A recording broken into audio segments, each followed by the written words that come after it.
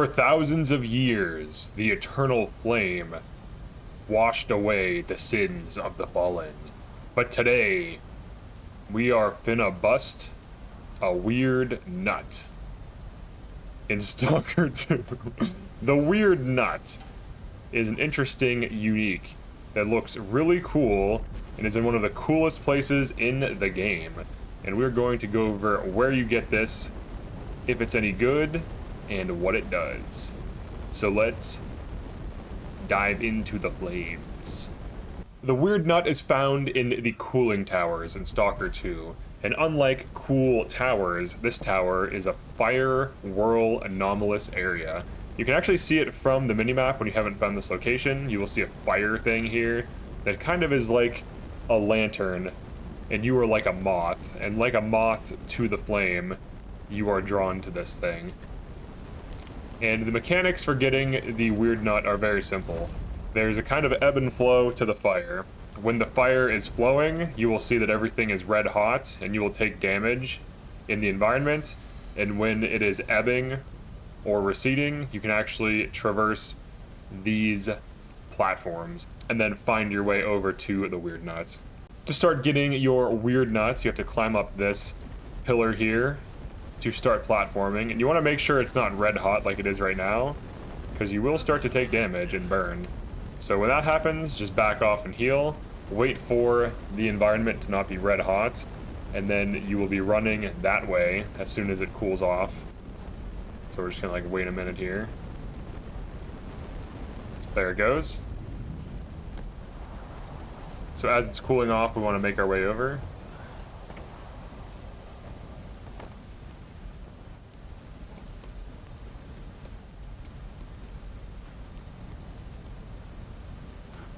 Let's climb up this ladder here. And we're going to get to the first safe spot, which is over here. So over here is safe, so when it starts to expand again, which it will soon, you can kind of chill out over here. You'll want to wait for the heat to die down, and then once it does, you can kind of chase it. Make sure you're careful. There are a lot of little holes and gaps in between things, and it's really easy to fall here. So just kind of chill out, platform correctly, jump where there's jumps. We're actually going to go for it right now. Get the sprint jump over that. So to grab it, just sprint, maybe grab an energy drink, sprint down to over here, jump to this, pick this up, pop a heal, drop down, and then get out. And then you have your very own weird nut. And then once you get around here, you're safe. So then we can actually check out what it does. So the weird nut heals bleed debuffs rapidly, but it also causes healing in general to be a little bit slower. So we're gonna demo this now. Now, if we're just like playing the game and we just accumulate bleed from random sources, this will just passively remove it, which is nice, no matter what you're doing. You can get bleed from stupid things like the barbed wire, you can get it from monster attacks, mutant attacks, and so on. So it's removed it. So it does remove it relatively quickly. Oh, here we go. Here's an actual enemy to test. Let's see, there we go. Yeah, hit me. Give me some bleed. Give me some bleed, please. Excuse me. Excuse me, I'm shooting at you. Yeah, hit me. Thank you, there's a bleed. So here's a bleed from a flesh.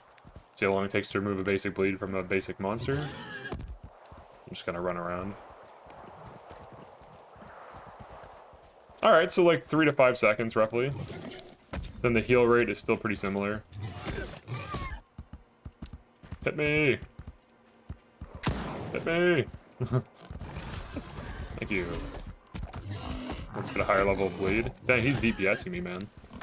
Hit me! Bleed! Hit a bleed, though. Give me a bleed. Please! I need next tier.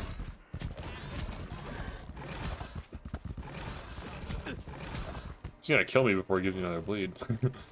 Medkits do remove a little bit of bleed, so it's something to keep in mind. He's really not applying a bleed here. I think it's like a random chance. Come on, dude.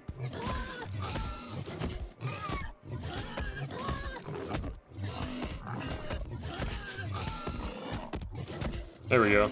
There's a tier 2. Alright, how long... Alright, it already went down to tier 1.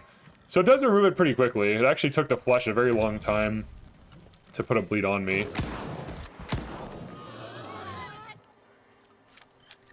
So that's not bad. Let's test the Weird Nuts healing debuff by taking some fall damage here. Alright, so let's heal. That's not a heal. Let's grab our actual heals. So right now we have it equipped. So let's see if it affects medkit healing rate. Then heal again.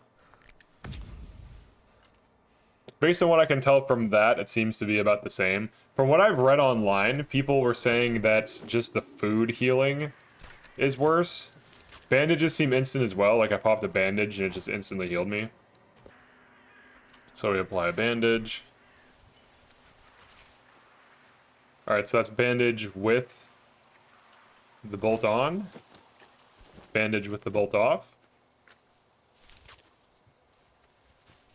So bandages heal slower, medkits seem to be about the same. However, one of the things you can do with bandages, even with the bolt on, and this is true of all bandages, just spam them, and then it still heals really quickly. I think it's safe to say the advantage of removing bleed on an artifact that does not produce radiation, that also weighs almost nothing, is pretty high value, even if that effect was weak. The fact that you can always get this, it's easy to get as soon as you get into Pripyat, is pretty big value. And overall, if I had to give this a rating, I would give it like an 8.5 out of 10. It's a really solid artifact with good properties. The reduction in healing doesn't really seem to affect medkits, which is the main source of healing anyways. So you might as well just run this. It doesn't take a lead container slot, and it does not increase radiation on you. So it's basically just a free bleed removal artifact. So it pretty much can be used on any build. So that is it for this one. Definitely like and subscribe, and I will see you in the next